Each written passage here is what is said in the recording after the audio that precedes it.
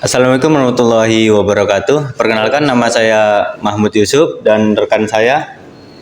Nama saya Rosi Aldi dan Saya mempunyai narasumber yaitu Abang. Nama saya Lutfi Aryadi.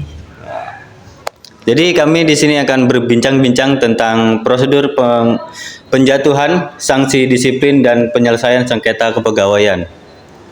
Nah, saya akan menanyakan apa sih prosedur penjatuhan sanksi disiplin dan penyelesaian sengketa kepegawaian bagi Abang Lutfi?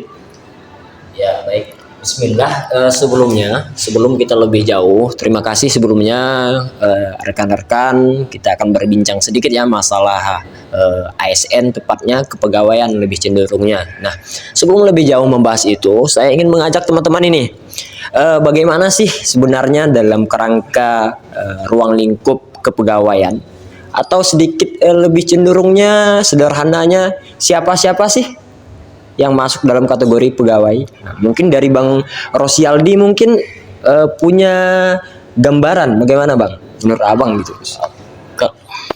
baiklah, mungkin gambaran dari saya itu pegawai ASN itu mungkin PNS kan, yang disebut guru, bupati dan pegawai daerah kan. Ya. Mungkin Bang Lutfi. Baik, ya itu salah satu dari segelintir yang banyak kan, seperti itu segelintirnya. Nah, yang harus kita perhatikan sebelum kita berbicara soal sanksi, sengketa, dan masalah-masalah kepegawaian, kita harus tahu dulu baik dari definisi apa sih masalahnya, apa sih yang dimaksud dengan sanksi, apa yang dimaksud dengan kepegawaian, dan apa yang dimaksud dengan sengketa tersebut. Nah, dari itu kita dapat mengetahui nanti baru kita masuk dalam ranah bagaimana dasar hukumnya, apa dasar hukumnya, bagaimana kinerjanya, apa-apa permasalahannya, seperti itu. Nah, itu yang dasarnya rekan-rekan yang harus kita titik beratkan. Nah, kepegawaian tersendiri secara sederhana kawan-kawan itu dapat definisikan adalah suatu proses ataupun pengelolaan tenaga kerja dalam suatu organisasi, baik itu instansi swasta ataupun instansi negeri, seperti itu. Jadi ada sekelumpulan orang dalam satu wadah, dalam satu organisasi. Tentu di situ adalah tenaga kerja. Nah, itu kepegawaian. Nah, tadi Bang Mahmud bertanya soal apa? Pertama tadi? Saya akan menanyakan apa dasar hukum yang mengatur prosedur tersebut. Nah, saya akan menanyakan dasar hukumnya ya, Abang Lutfi. Ya, baik. Dasar hukum. Betul, sebelum kita lebih jauh mengenal ataupun kita berjalan, kita harus mengetahui legalitas ataupun dari sisi yuridis. Nah, dalam hukum tata negara itu ada namanya suatu hierarki perundang-undangan, dasar tertinggi, seperti itu. Nah, untuk kepegawaian tersendiri itu diatur dalam Undang-Undang Dasar 1945. Tepatnya itu pada pasal 28. Poin pasal 28 menitik beratkan pada segala sesuatu, baik itu warga negara bersama-sama kedudukannya dalam hukum. Artinya ya, setiap warga negara itu memiliki hak dan kewajibannya masing-masing di dalam hukum. Nah, itu dasar pertama. Dan dasar yang kedua, nah, ini turunannya dari undang-undang, yaitu peraturan ASN. Itu ada dalam Undang-Undang Nomor 5 tahun 2014 tentang ASN. Itu berbicara tentang hak, kewajiban, dan disiplin. Apa-apa saja yang boleh dilakukan, apa saja yang tidak boleh dilakukan, seperti itu. Dan banyak sekali lagi aturan-aturan yang mengatur ataupun dasar rujukan. Seperti misalkan kalau kita berbicara soal peraturan pemerintah, itu ada namanya peraturan pemerintah nomor 94 tahun 2021 tentang disiplin ASN. Nah, di situ diatur sedemikian rupa bagaimana ASN itu berperilaku dalam profesinya, seperti itu. Nah, baik apa-apa yang boleh dilakukan, batasan-batasan, ruang lingkup seperti itu. Nah, mungkin itu adalah dasar pondasi hukum yang Bang Mahmud tanyakan. Bagaimana Bang Mahmud? Terima kasih Abang Lutfi. Penjelasannya sangat bagus sekali ya guys ya. Jadi ada pertanyaan lagi dari Abang Rosi, yaitu Jadi yang saya akan tanyakan kepada Bang Lutfi itu kan tadi kan dasar hukumnya kan. Yang ini saya tanyakan jadi bentuk pelanggarannya apa saja begitu Bang Lutfi? Baik. Nah, setelah kita tadi kan mengetahui dasar hukum kan. Nah, tentu kita berbicara soal prosedur, berbicara soal sanksi sengketa dalam ruang lingkup kepegawaian. Tentu kita akan mencari tahu tadi yang Bang Rosi tanyakan. Apa saja sih bentuk-bentuk pelanggarannya sehingga ada undang-undang yang mengatur kan seperti itu. Nah, dari definisi saja sebenarnya kita sudah mengetahui, sudah diberitahu. Apa poinnya? Ada hak dan kewajiban. Nah, itu dulu yang harus kita ketahui sebelum kita lari contoh-contoh dari bentuk-bentuk pelanggaran. Nah, kalau kita pahami sekilas ataupun secara umum, apa sih sebenarnya yang dimaksud dengan hak? Seperti itu. Nah, hak itu adalah segala sesuatu yang melekat di pada diri kita, yang harus kita dapatkan. Nah, pertanyaannya, dan permasalahan terbesar biasa orang seringkali salah dalam memahaminya. Dia menganggap bahwa hak itu harus didapatkan, padahal ada sisi lain dari hak. Memang adalah hak setiap orang yang harus didapatkan, tapi boleh dipakai, boleh tidak. Itu adalah hak. Jadi orang boleh mendapatkannya dan boleh tidak mengambilnya. Seperti itu. Itu adalah hak pengertiannya. Dan kewajiban. Nah, kewajiban itu adalah kalau kita lihat dari definisi segala sesuatu yang harus dilakukan. Udah tuntutan. Seperti itu. Nah, antara hak dan kewajiban memiliki kamar yang berbeda, namun saling berkesinambungan. Nah, kita hubungkan dengan ASN tadi, kepegawaian. Apa-apa saja yang menjadi hak dan kewajiban mereka. Tentu kalau kita lihat dia harus bekerja sesuai dengan prosedur, bekerja sesuai dengan syarat-syarat yang berlaku di dalam instansi yang tempat dia bekerja kan seperti itu. Nah, misalkan haknya apa ya? Tentu dia harus mendapatkan gaji setelah dia melakukan segala apa-apa yang harus dilakukannya. Itu adalah gambaran umum soal hak dan kewajiban. Mungkin seperti itu Bang Rosi. Mungkin Bang Rosi ada tanggapan atau bagaimana, silakan. Mungkin cukup, terima kasih pada Bang Lutfi. Mungkin Bang Mahmud mau nanya lagi kah?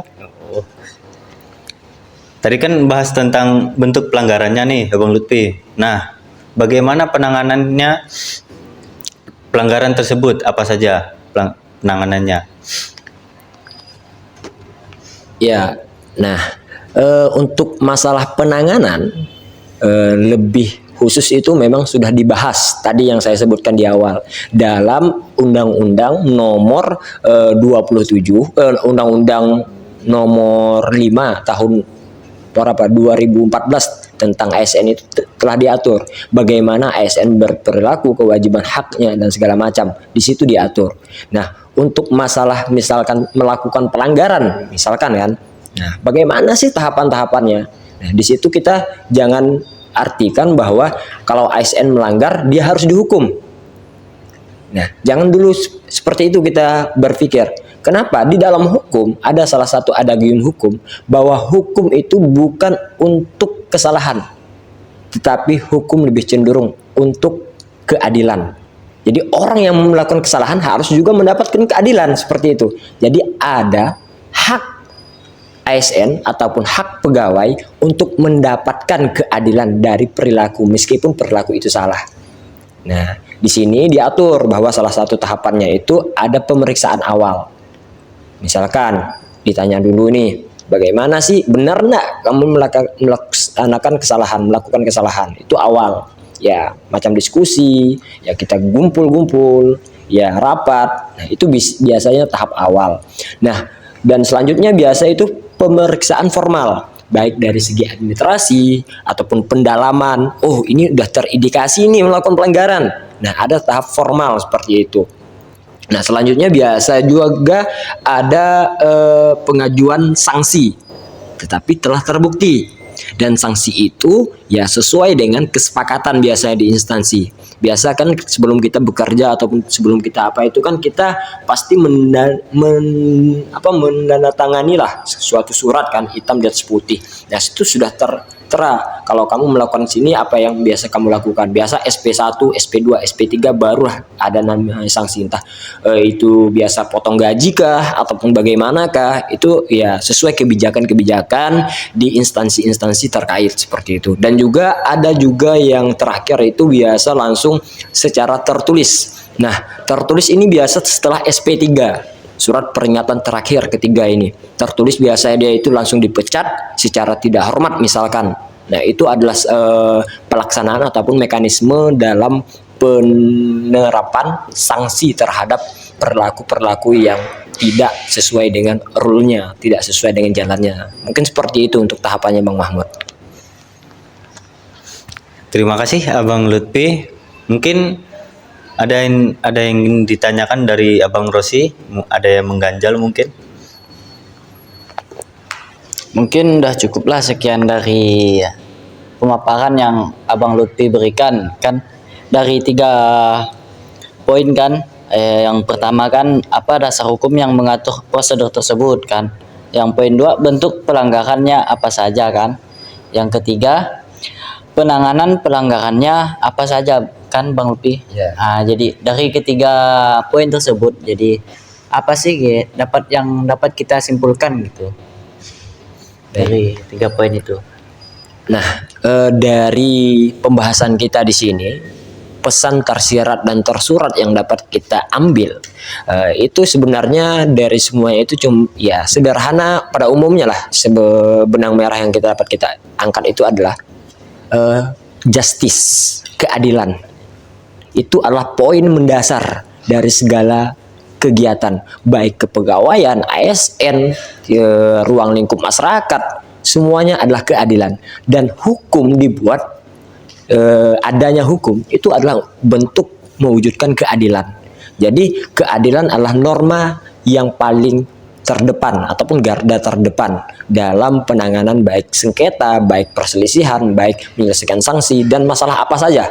Nah, terkhusus untuk negara kita demokrasi itu kan ya Indonesia kan menganut demokrasi kan. Nah, tentu menjunjung tinggi namanya justice, keadilan.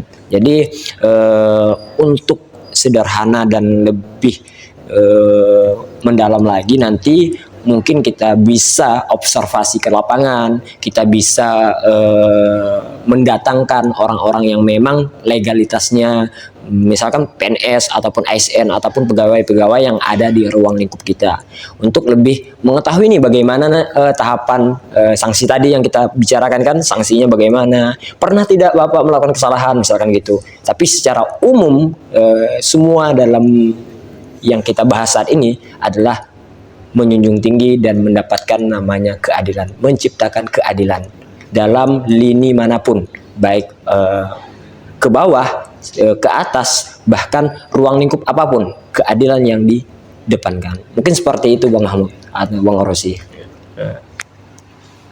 Baik, terima kasih kepada Bang Lutfi telah memaparkan atau menyimpulkan. Mungkin dari Bang Mahmud.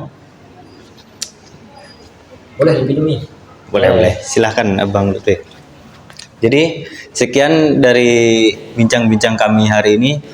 Jadi jika ingin bertanya, tanyalah di komentar di situ. Jadi kami akan menanyakan lagi ke Abang Lutfi kita penjelasan yang lebih lanjut lagi dari pembahasan yang sekarang. Jadi pembahasan sekarang yang perlu-perlunya dulu saja. Jadi jika ada yang kurang tolong ditanyakan ya guys. Jadi sekian dari kami. Assalamualaikum warahmatullahi wabarakatuh. Waalaikumsalam warahmatullahi wabarakatuh.